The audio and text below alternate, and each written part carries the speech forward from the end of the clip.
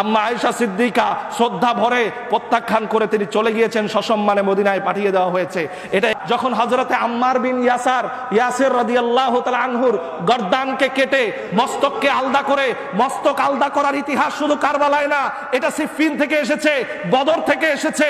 এই মস্তক আলাদা করে যখন মুয়াবিয়ার সামনে পেশ করলো, যে মুয়াবিয়ার সামনে নিয়ে যাওয়া হলো, বলা হলো যে হায় হায়, রাসূলুল্লাহর ভবিষ্যৎবাণী সত্য হতে চলেছে।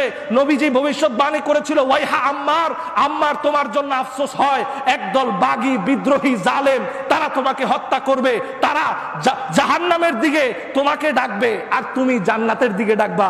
এ দুনিয়ার মানুষ, কোন সাহাবী কি কাউকে জাহান্নামের দিকে ডাকতে পারে? সাহাবী কি জাহান্নামে ডাকতে পারে? সবাইকে সাক্ষী দিতে হবে হাত তুলে।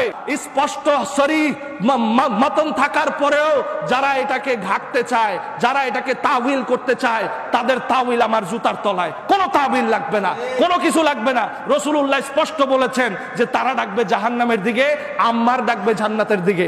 আম্মার শেষ পর্যন্ত যখন বৃদ্ধ বয়স, বর্ষা নাড়াচাড়া করে যখন সিফফিনে যায়, মুস্তাদরাক আলা সাহিহাইনে সহিহ সনদে হাদিস আছে, আম্মারকে জিজ্ঞেস করা হলো, আপনি বয়সের শেষের দিকে ভারে, আপনার হাত কাঁপতেছে, বল্লম ধরতে পারেন না, আপনি আজকে কার বিরুদ্ধে যুদ্ধে যাচ্ছেন?